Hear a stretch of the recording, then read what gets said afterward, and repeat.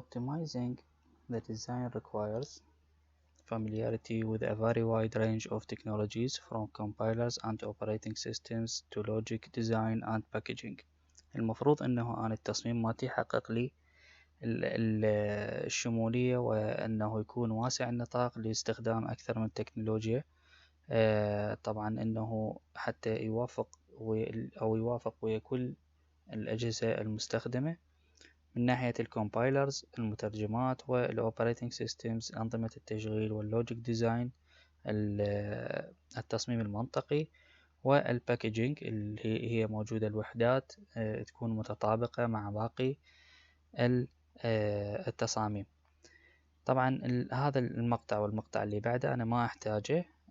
وصولا إلى إن شاء الله راح ناخذ على المحاضرة الجاية ناخذ أهم الأجزاء الخاصة بالكمبيوتر اللي هو وحدة CPU Central Processing Unit، وإن شاء الله نستمر على باقي الوحدات بالتفصيل.